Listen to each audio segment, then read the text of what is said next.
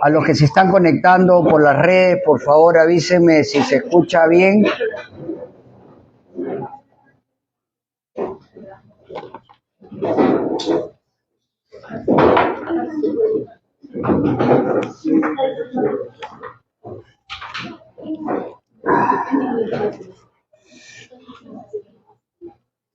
Listo. Hola, Marco.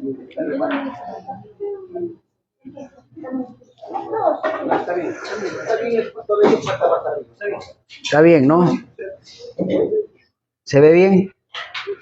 Ahí en las redes se escucha bien, por favor, porque tenemos un nuevo... Bien, ¿no? A ver esto, muchachos. Ah, ya, chévere. Muy bien. Antes que nada, darle la bienvenida a Martita, a su familia. Ella es la anfitriona del grupo de estudio y oración de San Miguel. Esperamos que las demás hermanas que están yendo también puedan venir poco a poco. ¿Ok? Vamos a seguir con el estudio del libro de Colosenses. ¿Ok? Es una epístola escrita para combatir la herejía de los gnósticos. ¿Quién eran los gnósticos? Los que negaban la divinidad de Cristo, ¿no? Entre otras cosas. Eso es lo más peligroso, tal vez. Así que vamos a ver qué nos dice. Hoy día nos toca del verso 8 al verso 15. ¿Okay? Y si pueden bajar los celulares sería bueno. Voy a orar. Padre Santo, bendito Dios del cielo. Nos presentamos, Señor, esta mañana ante ti en el nombre de Jesús para darte gracias, Dios. A pesar de cualquier circunstancia que estemos viviendo, estamos acá, Señor, porque los que te amamos, todas las cosas nos ayudan a bien. Todo lo que pasa en un hombre o una mujer creyente que tiene el corazón rendido a Jesucristo es para algo positivo en el futuro, Señor.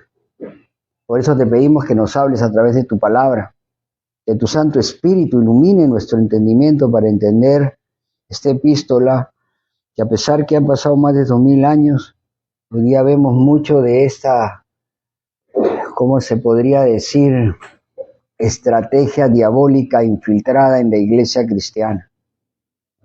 Te lo pedimos, Señor, en el nombre de Jesús. Amén y amén. Muy bien, versículo 8, capítulo 2 de Colosenses. Acá la palabra clave es engañar, ¿cierto? Uno engaña, cuando uno engaña, lo hace con un motivo de lucrar o de tener algo, de obtener algo. El engaño no es lo mismo que el error, no se puede equivocar, pero el corazón engañador es el que está buscando control, el que está buscando lucro, el que está buscando cosas que no vienen de Dios. Entonces dice el versículo, mirad que nadie os engañe, ¿no? Y que por medio de filosofías y huecas sutilezas, según las tradiciones de los hombres, conforme a los rudimentos del mundo y no según Cristo. ¿Cuál es el contexto de este versículo? Y Pablo estaba afirmando desde el principio de la epístola, ¿no?, que el fundamento es Jesús. ¿Ok? Ahora Pablo va a advertirles, ¿no?, de que no permitan que los lleven hacia otras enseñanzas. Básicamente va a defender la divinidad de Jesús, ¿no? Va a defender el sólido fundamento que el evangelio de salvación es por gracia. Ese es el fundamento, ¿no? Cristo. Entonces él empieza escribiendo. Mirad, dice. Mirad es una palabra que nos muestra que nosotros siempre debemos estar atentos. Atentos. Es una advertencia. ¿Ok? Porque el peligro de ser arrastrado al error y ser cautivado por enseñanzas atractivas era muy real y es muy real hoy en día también. Y cuando dice que nadie los engañe, parece ser que se refiere a alguna persona o algunas personas que no mencionan. Tal vez Pablo había sido o había avisado que algunos maestros dentro de la comunidad de los colosenses estaban tratando de manipular a los miembros de la congregación para apartarlos de la verdad por medio de la enseñanza de sabidurías del mundo. Eso lo vemos muy claramente hoy día en dos movimientos que son muy fuertes actualmente. Uno es el Evangelio de la Prosperidad, ¿cierto? Ese evangelio no bíblico, donde la gente busca a Dios a ver qué puede obtener, pero realmente la mayoría de ellos no son salvos y no han nacido de nuevo. Y el peligrosísimo movimiento de raíces hebreas hoy en día, también, que Pablo combate en el libro de Gálatas, de que tenemos que ser judíos para ser salvos, ¿no? Lo cual es totalmente falso. Ya Pablo lo enseña diciendo que él toda su vida antigua la tenía por basura, por encontrar a Jesucristo. La expresión engañar significa apartar a alguien de la verdad para llevarlo a la esclavitud. Ese es el engaño. ¿Ok? Hay predicadores que hacen eso. Usan la palabra para engañar, para lucrar, para tener dominio sobre la gente. Una cosa es engañar y otra cosa es equivocarse. Los pastores, los predicadores, todos se pueden equivocar. Pero una cosa es engañar. Los colosenses habían sacado de las tinieblas hacia la luz admirable, al igual que nosotros, ¿no? Pero Pablo les estaba diciendo, mira, no se dejen engañar para que regresen a la esclavitud. Y es bien interesante porque cuando uno está en el mundo es esclavo de Satanás, pero cuando uno llega a un lugar de falsa doctrina se vuelve esclavo del hombre, ¿cierto? ¿Ustedes son mis esclavos? ¿Yo los domino? Al contrario, creo. Entonces, ahí está el tema del engaño. Ese es lo que está él enfocando. No se dejen engañar porque van a ser atraídos hacia sus antiguas costumbres, llevados cautivos. Y esto es lo que estaba haciendo en ese tiempo el gnosticismo, ¿no? Los querían, ¿cómo les puedo decir? Ir apartándolos poco a poco de Jesús. Y esa es la estrategia que se usa actualmente, ¿cierto? Sacar a la gente de Jesús. Ahora, ¿qué estrategias usa el engañador? El versículo también lo dice, ¿no? ¿Cuáles son las estrategias? Bueno, acá dice en el verso 2 que por medio, ¿cuáles son? Filosofías, dice, y huecas sutilezas. ¿Qué es la filosofía? Es el amor de la sabiduría. Lo que uno ama la sabiduría se vuelve en un pensador, ¿no? La filosofía en realidad no es mala, ¿no?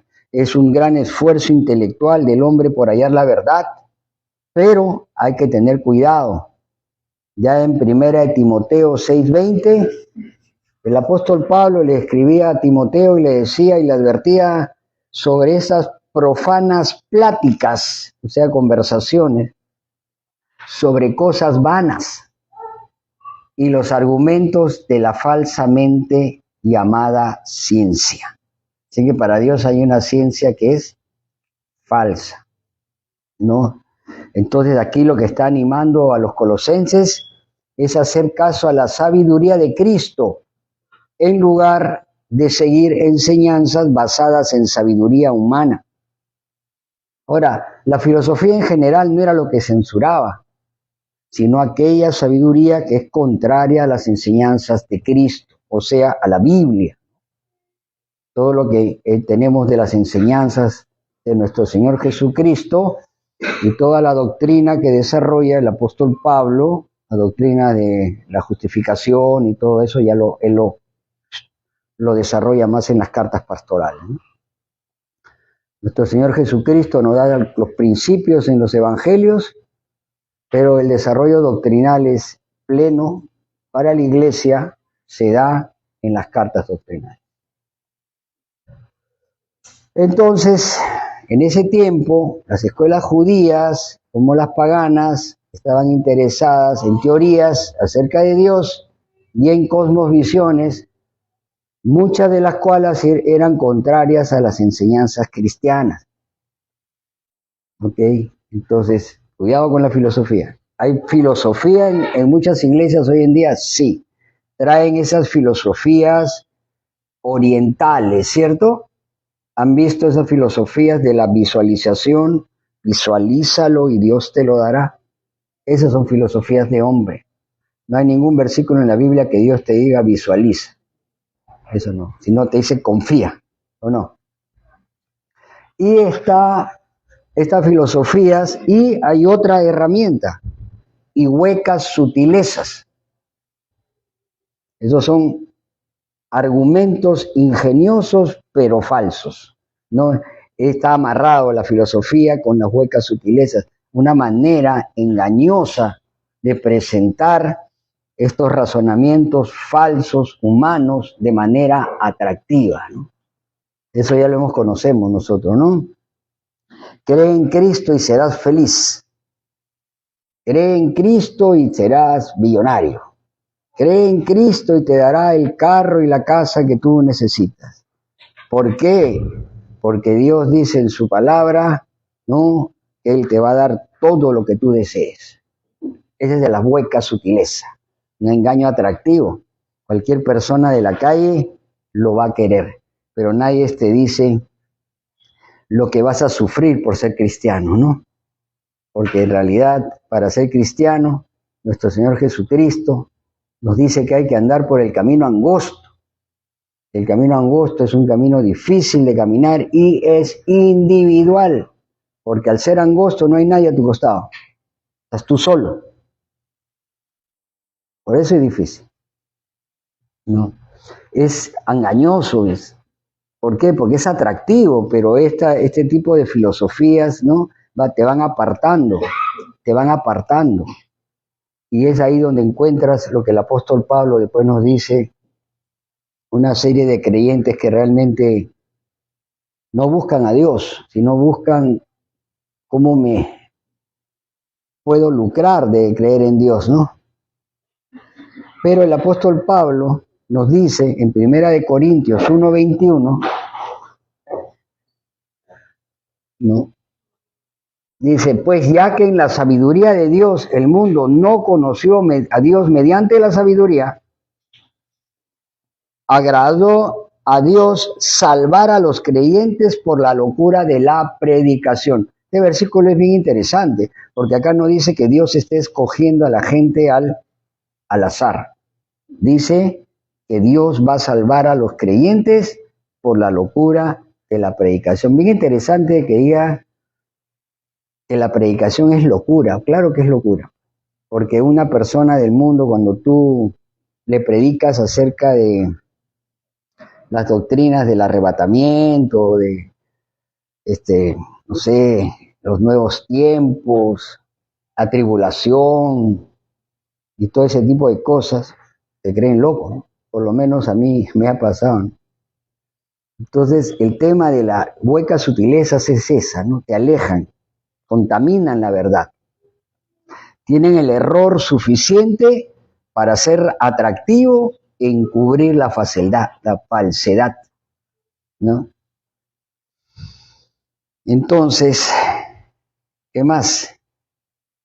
Y ahí dice el versículo, ¿a qué están amarrados estas filosofías y a estas huecas sutilezas? Los esfuerzos para llegar, que según las tradiciones de los hombres. Las tradiciones son lo que se va transmitiendo, enseñanzas, costumbres. Ahora, una tradición puede ser buena o puede ser mala, dependiendo de la fuente. Nosotros tenemos nuestras tradiciones como iglesia cristiana, ¿cierto? ¿Cuáles son? orar, estudiar, alabar a Dios, servir al prójimo, son buenas tradiciones, ¿no? Si la tradición ha sido transmitida de parte de Dios por un maestro inspirado, es buena. No obstante, si la fuente es una persona engañadora, es mala. Eso hay que tener cuidado, ¿no?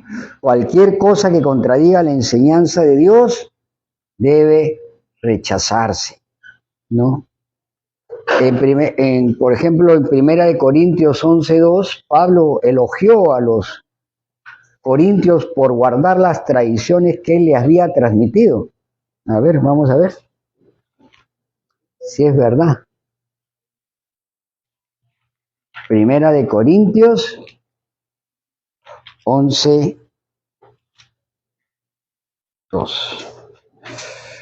Os alabo, hermanos, porque en todos acordáis de mí y retenéis las instrucciones tal como las entregué, ¿no? Estas eran buenas tradiciones, provenían de Dios. Las tradiciones que quería que rechazara el apóstol Pablo eran las tradiciones judías y paganas, y cualquier otra fuente humana que estuviera en conflicto con las tradiciones de Dios, ¿no? Los judíos reprendieron, ¿se acuerdan?, a Jesús por quebrantar las tradiciones de los ancianos judíos. Y él les respondió diciéndoles que las tradiciones de ellos quebrantaban los mandamientos de Dios y los invalidaban. Mateo 15, el verso 2 al verso 3, ¿no? ¿Qué tradición, por ejemplo, hay en este momento, en este mes en Lima, que aleja de Dios? Señor de los Milagros, ¿sí o no? Cuando éramos católicos no teníamos ese tipo de comportamiento, y son tradiciones que tienen generaciones tras generaciones, porque yo he hablado con muchos católicos y ellos me dicen, pero esto es una tradición. El tema de la Virgen, el tema de todos estos santos es tradición. Entonces eso lo hicieron, sí, pero eso no está en la palabra. Esas no son buenas tradiciones, pues estamos ofendiendo a Dios. La Biblia es clara que no debemos hacernos imágenes, ¿no? Pero a veces la gente llega del mundo, o llega a los cultos, o llega a los grupos de oración, vestidos con su hábito del Señor de los Milagros. Nadie le dice nada, porque no somos nosotros los que tenemos que convencerlo, es el Espíritu Santo. Usted tiene que recibirla con amor, tratarla porque hay otros grupos que te botan. Entonces hay que tener cuidado en eso. La enseñanza de Jesús es restrictiva. Toda práctica religiosa debe limitarse a los mandamientos que Él da. Y nosotros tenemos solo 2 mandamientos. Tenemos la Santa Cena y tenemos el bautismo. Son ordenanzas que debemos cumplir, sí. Eso no hay ninguna duda. Pero la salvación es por fe, ¿cierto? Ya eso viene como consecuencia. Ahora, también dice el versículo largo para estudiar, ¿no? Usted podría con este versículo, ¿qué más dice? Conforme a los rudimentos del mundo. Acá hay otra cosa más. ¿Qué es eso? Son los principios no cristianos que vienen de las personas del mundo. Son enseñanzas básicas del mundo y no es revelación de Dios, ¿no? La gente del mundo no es muy simple en comparación a las enseñanzas de Cristo, ¿no? Pablo está advirtiendo en contra de seguir enseñanzas carentes, pues, de esta sabiduría que viene de Dios. Entonces, todo esto es el ataque a Cristo. Ese es el contexto, porque termina el versículo diciendo, y no según Cristo. El cimiento es Jesús, porque él tan escondido, ¿se acuerdan? Los tesoros de la sabiduría y del conocimiento. A mí me gusta esa palabra tesoro. Significa que es algo muy valioso, algo que va a costar encontrar, ¿no? Los buscadores de tesoros a veces fallan en la búsqueda, pero siguen buscando. ¿Han conocido, ven esos programas? ¿Cómo fracasan? Y siguen, y siguen, y siguen, y después de muchos años encuentran el galeón, o yo he leído la vida de la persona que encontró la ciudad de Troya. Nadie creía que existía. Y él solo leyendo Homer, la Odisea, dijo, tiene que existir. Y lo creyeron loco. Y se pasó años buscando Troya y la encontró. Mira, algo mundano.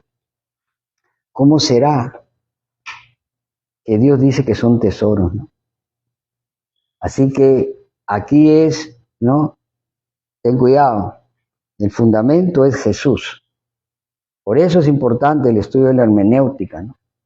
Para poder discernir lo que es la verdad y lo que es la mentira, ¿no?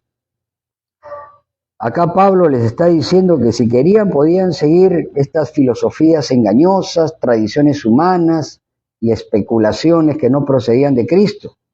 Pero si vivían así, estaban renunciando a su lealtad a Jesús. Iban a ser llevados cautivos y privados de las bendiciones que provienen de Él. Así que solo hay una opción correcta, seguir a Cristo. No hay otra. En lugar de algún tipo de práctica concebida por los hombres, ¿no? No hay autoridad. Nadie puede poner otro fundamento que ha sido puesto. Por eso hay que tener cuidado de las nuevas revelaciones. Ya no existen las nuevas revelaciones. Ahora, el versículo 9 que vamos a estudiar es el que, ¿cómo te puedo decir? Nos dice por qué dice todo esto. Nos explica. ¿Por qué dice? Siempre estas palabritas, ¿por qué hay que tener cuidado? Pues explica el versículo anterior. Porque en él habita corporalmente toda la plenitud de la deidad. ¿Se vean cuál era la defensa? ¿Cuál era lo que estaba peleando? Cristo. No. Los gnósticos decían, ahora lo vamos a estudiar. No, Cristo no. No, el pensamiento griego, el pensamiento gnóstico decía que la materia era mala y el espíritu era bueno. ¿No? Por eso decían que era impensable que Dios estuviera dispuesto a ocupar un cuerpo humano. Yo, por ejemplo, tengo un gran amigo que es judío practicante. Y cuando yo me convertí y fui y le dije que me había convertido, él, bueno, se alegró, ¿no? Pero me dijo algo, yo no entiendo cómo Dios, así me dijo, se va a humillar a venir en forma humana. Es Dios. Ese es el concepto. Yo dije, no. Es el amor. Pero eso es lo que pensaban. Entonces tenía algo de esta contaminación. Pablo está refutando esa enseñanza falsa al asegurar la realidad de la encarnación de Cristo Jesús. Jesucristo no solamente fue plenamente Dios, sino también plenamente hombre. Poseía un cuerpo humano y atributos divinos, ¿no? Sí. ¿Se dan cuenta cómo el versículo 9 está aplicado? O sea, claro, como aplicación, como interpretación, pero como aplicación nosotros también tenemos que estar muy alertas, mirando a todas aquellas enseñanzas que pretendan engañarnos. Esa es la palabra clave, engañar. Atrás de todo esto está el engaño. El engaño siempre tiene esa cosa. Está buscando algo de la gente. Por eso hay gente que te engaña. Te engañan al decirte que si no diezmas eres un ladrón y te vas a hacer maldito, entonces te meten temor. Te engañan al decirte que tienes que pactar con Dios con dinero, cuando la Biblia dice que no hagas, Dios no acepta cohechos. Y te engañan diciendo que ellos son padres espirituales. ¿Has escuchado esa, no? Entonces crean una relación. Hay que tener cuidado con ese engaño. Este era el engaño que él estaba combatiendo. Verso 10, vamos a avanzar. Y vosotros estáis completos en él, que es la cabeza de todo principado y potestad. Los creyentes estamos completos en Cristo, tanto en nuestra posición delante de Dios, ¿no? Por la justicia de Cristo que nos ha sido imputada. O sea, que la justicia de Cristo ha sido pasada para nosotros. Eso también está acá en Colosenses 1, 21 22. Y a vosotros también, que eras en otros tiempos extraños y enemigos en vuestra mente, haciendo malas obras, ahora os ha reconciliado en su cuerpo de carne por medio de la muerte, para presentaros santos y sin mancha, irreprensibles delante de Él. Hoy día Dios nos ve como santos, separados para Él, sin mancha e irreprensibles, ¿no? Y también estamos completos en Él porque nos ha dado todos los recursos espirituales para alcanzar la madurez espiritual. Segunda de Pedro, capítulo 1. La Biblia es muy delgadita. Verso 3 y verso 4. Todas las cosas que pertenecen a la vida y a la piedad nos han sido dadas, mira, ve, por su divino poder, mediante el conocimiento de aquel que nos llamó por su gloria y excelencia, por medio de las cuales nos ha dado preciosas y grandísimas promesas, para que por ella llegaseis a ser participantes de la naturaleza divina, habiendo huido de la corrupción que hay en el mundo a causa de la concupiscencia. ¿Qué quiere decir? Que tenemos todo lo que necesitamos para nuestra relación con Dios y para nuestra vida en el mundo. Tenemos la hoja de ruta. Cuando dice que es la cabeza de todo principado y potestad, o sigue, ¿no? Jesucristo es el creador, regidor del universo y de todo ser espiritual. No es un ser inferior, no es un ser creado de Dios, como lo que propagan estas falsas doctrinas o como lo que enseñan los testigos de Jehová, que Jesucristo es el arcángel Miguel. Jesucristo es plenamente Dios. El Espíritu Santo es plenamente Dios y Dios Padre es plenamente Dios. Todos tienen los mismos atributos, pero Dios es uno. Ese es un misterio, ¿no? Un misterio que como seres humanos nunca vamos a entender, pero eso es lo que nos muestra la Biblia. Hay cosas que no podemos ir más allá porque nuestra mente ya no lo permite. Verso 11. En él también fuisteis circuncidados con circuncisión no hecha a mano, al echar de vosotros el cuerpo pecaminoso carnal en la circuncisión de Cristo. La circuncisión, pues, judía era una señal del pacto con Dios. Eso está en Génesis 17, cuando Dios le pide al pueblo que tengan esa señal externa, una señal externa de pertenencia. ¿Significa que todo judío que se circuncida es judío realmente? No. Significa, más adelante veremos, que todo aquel que diga cristiano, que se diga cristiano y se haya bautizado en agua, ¿es cristiano en realidad? Tampoco. Por Romanos 2, 28, 29 lo dice claramente.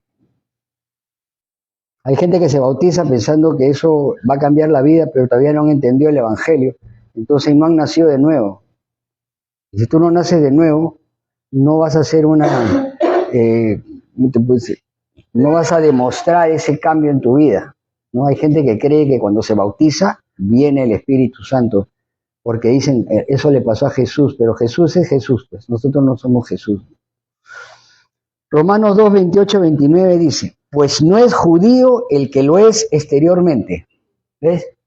Ni es la circuncisión la que hace exteriormente en la carne, sino que es judío el que es en lo interior. Y la circuncisión es del corazón, en espíritu, no en letra. La alabanza del cual no viene de los hombres, sino a Dios. Con la muerte de Cristo, esta circuncisión externa ya no es necesaria, ¿no? Nosotros tenemos otro tipo de circuncisión. Es algo que ya está escrito en nuestra mente, en nuestro ser, ¿no? Dios nos da a nosotros una naturaleza nueva. Nacemos de nuevo. Y cuando tú naces de nuevo, comienza a cambiar todas tus prioridades. Piensas diferente. actúas diferente. Tus prioridades son diferentes. Tu lealtad y tu perseverancia en la búsqueda de Dios es intensa, porque el diablo siempre va a poner adelante obstáculos, te va a meter filosofías, te va a meter va a ser sutil, te va a decir muchas cosas, va a tratar de apartarte, va a usar todo lo que esté a su mano, Satanás, para sacarte del camino. Es su tarea. ¿No? La circuncisión que hablan acá de Cristo, y quiero dejarlo claro, no es esa, como dicen la gente, que nacemos con el pecado original, que tenemos una naturaleza pecaminosa, ¿no? ¿Por qué? Porque hemos heredado el pecado de Adán. No, la circuncisión espiritual es que somos liberados de esa contaminación que vamos desarrollando y acumulando durante nuestra vida. La corriente de este mundo. Y cuando tú estás en la corriente de este mundo, todas tus decisiones morales y espirituales están contaminadas. Si tomar buenas decisiones siendo cristiano es difícil. Entonces, en el tiempo en que estábamos en el mundo, toda la decisión que tomábamos creíamos que era correcta, pero a los ojos de Dios no era así. Vamos a seguir. Sepultados con él en el bautismo, en el cual fuisteis también resucitados con él, mediante la fe en el poder de Dios que lo levantó de los muertos. Acá hace una comparación. Entonces dice, bueno, antes había la circuncisión, que era una señal externa, ahora a nosotros se nos da el bautismo. Ahora el bautismo se practicaba mucho antes de la fundación de la iglesia, ¿no? Ya en los tiempos de los romanos habían bautismos, ¿no? Por ejemplo, esto para que ustedes sepan, para que tengan un poco más de cultura general sobre esto, ¿no? En Egipto había el culto a Isis, por ejemplo. ¿Y qué hacía el iniciado? Pues confesaba sus pecados delante de la gente y luego era bautizado en la creencia que el baño ritual lo purificaba de sus faltas, ¿no? Y pasaba a ser parte de las filas de esa diosa. Los judíos también practicaban el bautismo ritual para purificación, ¿cierto? Ellos tenían esa costumbre, ¿no? El bautismo cristiano viene de este bautismo establecido por Juan el Bautista, ¿cierto? Ahora, la pregunta es, ¿por qué Cristo se bautizó? Porque Cristo no se bautizó en el nombre del Padre, del Hijo y en su nombre. Entonces, hay una parte en la Biblia que dice, cuando Cristo es el sumo sacerdote, ¿cierto? Entonces, él para empezar su ministerio tuvo que bautizarse, porque todos los sacerdotes antes de ir al templo se sumergían en agua, se purificaban. Entonces, él de una manera estaba siguiendo toda la ley. Se purificó, ¿no? ¿Y quién lo purificó? Juan el Bautista. ¿Y quién era Juan el Bautista? Descendía de los levitas, era un levita. Entonces es bien interesante, ¿no? Ese fue. Cristo se bautiza para empezar su ministerio. Y ahí empieza, porque después del bautismo leemos en la Biblia que se va al desierto, ¿no? Ahí empezó. Ahí empezó. Nosotros tenemos que saber solamente que el bautismo cristiano es un testimonio externo de lo que ya ha ocurrido internamente en la vida de un creyente. Si tú te quieres bautizar, primero tienes que estar seguro de que realmente quieres ser discípulo de Cristo. Tienes que asegurarte que se ha producido el nuevo nacimiento. Conozco cientos de personas que se han bautizado al agua pensando que su vida iba a cambiar, pero no cambió. Yo me bauticé 2 veces. ¿Por qué? Porque la primera, como fui engañado, ¿no? Entonces no entendía bien de qué se trataba y me bauticé, pero la segunda vez ya fui y dije, Señor, sí, ahora sí quiero seguirte, ahora sí. Porque lo que usted tiene que hacer siempre es ser un cristiano de verdad, entregarle su vida a Dios. Y no va a ser fácil, ¿no? Sabemos por Efesios 1:13 que uno cree en el Evangelio, la palabra de la verdad, y es sellado con el Espíritu Santo. Entonces, primero crees y después te bautizas. No es que te bautizas y después crees. ¿Es una ordenanza? Sí. ¿Tenemos que hacerlo? Sí. Pero primero tenemos que estar seguros de lo que creemos. ¿Ok? Yo creo que acá algunos todavía no se han bautizado de repente, pero el proceso de la conversión para muchos es un proceso, ¿no? Venimos a la iglesia, no entendemos bien, vamos conociendo de Cristo hasta que ¡pum!, se da el nuevo nacimiento. No es instantáneo, en algunos puede ser. En mi caso duró 10 meses.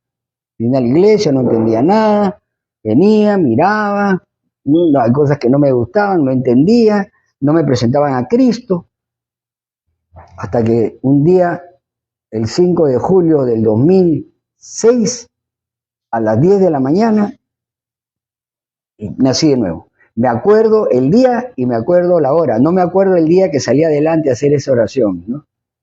Sentí que había nacido, ¿no? Y dije, de aquí para adelante yo sigo para adelante. Entonces, ese es el bautismo. El bautismo cristiano es un testimonio externo, como la circuncisión es un testimonio externo para el judío. Pero que te bautices no significa que puedas ser, que nazcas de nuevo, ni que seas un verdadero creyente. Ojo, porque hay doctrinas que es así, ¿no? 13. Y a vosotros, estando muertos en pecados y en la incircuncisión de vuestra carne, os dio vida juntamente con él, perdonándoos todos los pecados. Antes de creer en Cristo, nuestro comportamiento era malo debido a que estábamos muertos espiritualmente. Yo creía que era bueno, ¿eh? Tenía mis cosas, pero en el fondo yo me consideraba una buena persona. Pero no era así. Porque sin darme cuenta desobedecía, me rebelaba e ignoraba a Dios. Pero con la nueva naturaleza que Dios nos da, tenemos, ¿no?, un nuevo comportamiento. Es como que ese comportamiento rebelde, producto de la contaminación ocasionada por esta corriente de este mundo rebelde, lo reemplazamos con una nueva naturaleza que produce un comportamiento diferente. Jesucristo lo dijo, por tus frutos los conocerás. Por eso agarren Gálatas 5:22 y analícenlo cada cierto tiempo a ver cómo se está desarrollando ese fruto, porque es un solo fruto en tu vida, ¿no? Ahora, la paga del pecado se cumplió con Cristo en la cruz, ¿no? Dios nos declara no culpables, ya no necesitamos vivir bajo la influencia del pecado. Ahora, Dios no nos saca, no nos da una nueva naturaleza para convertirnos en robots, porque yo he leído mucha gente que dice que el Espíritu Santo nos domina, nos controla. ¿A ustedes los controla el Espíritu Santo? No. Cada uno tiene su libre albedrío. Todos los días decidimos entre Dios y el diablo. Esa es la verdad. Lo que pasa que en el mundo espiritual, como en el mundo carnal, tu comportamiento está determinado por la influencia que tienes. Hoy en día tengo mucho más influencia de la palabra de Dios que de las cosas del mundo. Entonces, cuando reacciono a alguna circunstancia, reacciono normalmente más de acuerdo a la palabra de Dios. Pero cuando estaba en el mundo, todas mis relaciones eran carnales. Si alguien me atacaba, te cortaba la cabeza, pues. Así no éramos, al cuello de frente. Cuando Dios te va probando tu mansedumbre también, poco a poco. Vamos a leer este versículo 14, que es bien interesante. ¿Y cómo es que se logra eso? ¿Cómo es que somos perdonados? Acá lo explica, anulando el acta de los decretos que había contra nosotros, que nos era contraria, quitándolo de en medio y clavándolo en la cruz.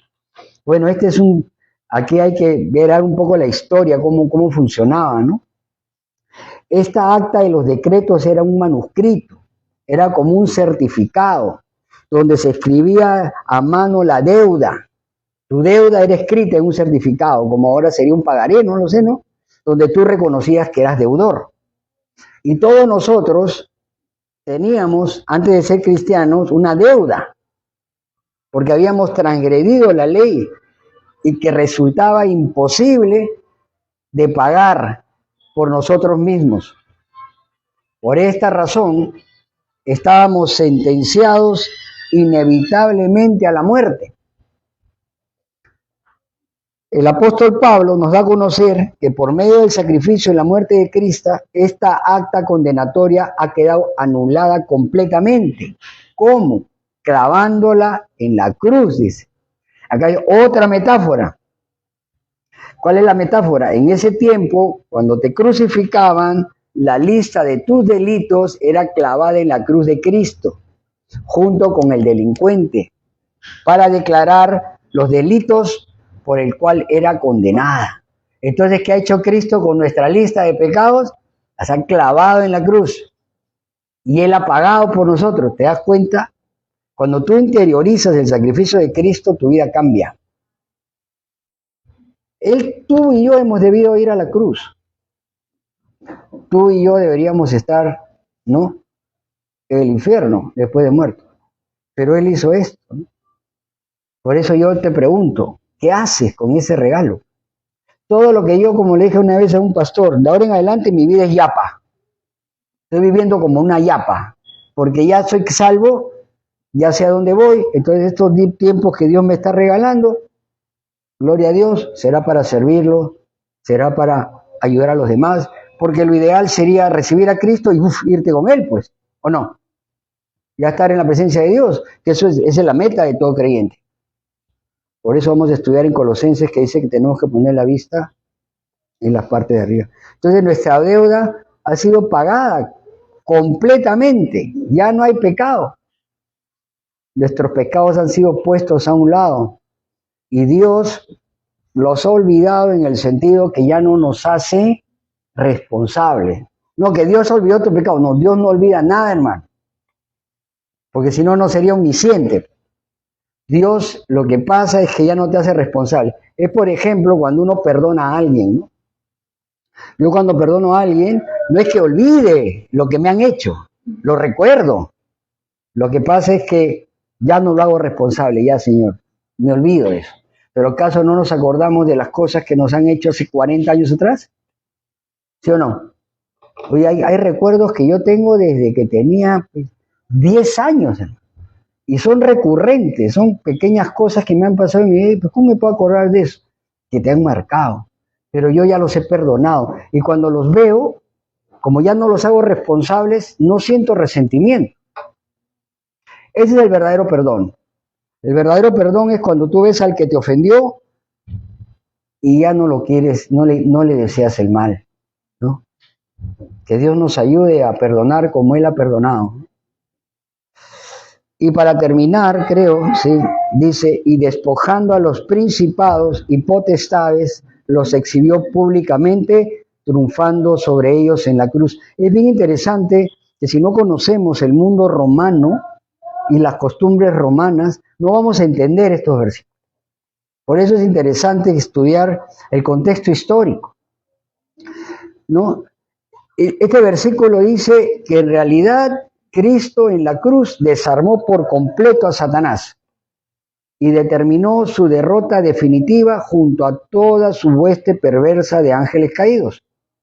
Mientras su cuerpo estaba muerto y su espíritu vivo y divino, dice la Biblia, fue a la habitación de los demonios y anunció sobre su triunfo, sobre el pecado, Satanás y el infierno. Sí, hermano, eso es lo que es. Primera de Pedro.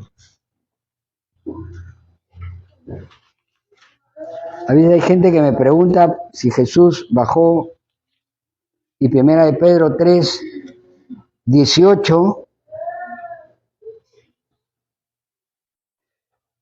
Mira, porque también Cristo padeció una sola vez por los pecados, el justo por los injustos, para llevarnos a Dios, siendo a la verdad muerto en la carne, pero vivificado en el Espíritu. Él dice, en el cual también fue y predicó a los espíritus encarcelados, los que en otro tiempo desobedecieron, ¿no? Cuando una vez esperaba la paciencia de Dios. Entonces sí bajó, ahí está. Ahí está la Biblia, ahí está bajó a los espíritus encarcelados, los demonios. Ahora, cuando dice que los exhibió públicamente, entonces también es una metáfora. ¿Por qué? Porque esa era una costumbre de los generales romanos de esa época. ¿Qué hacían? Cuando conquistaban a alguien, a un pueblo, siempre al rey lo hacían desfilar por las calles de Roma, a sus enemigos. Esa era la costumbre, ¿no? Entonces, eso es lo que está diciendo, que espiritualmente Cristo los está exhibiendo, ¿no? Cristo ganó la victoria sobre todas las fuerzas satánicas en la cruz, donde todo el esfuerzo de Satanás por detener el plan divino de la redención fue frustrado de forma irreversible. Cuando uno lee la Biblia y se pregunta por qué el pueblo judío es tan atacado, es porque tenían que detener el nacimiento de Jesús. Y cuando no pudo, ¿qué hizo? ¿Se acuerdan con Herodes? Mandó a matar a todo el mundo, todos los niños. En la cruz Satanás pensó que había triunfado, pero cuando lo vio resucitado, se dio cuenta que había perdido para siempre. Bendito sea Dios. Nos ponemos de pie para orar.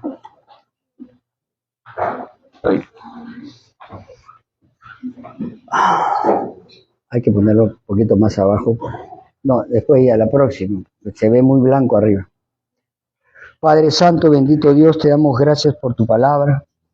Y te pedimos, Dios, que tu Santo Espíritu nos ayude para que nadie, Señor, nos engañe por medio de filosofías o huecas sutilezas, según las tradiciones de hombre o conforme a los rudimentos de este mundo.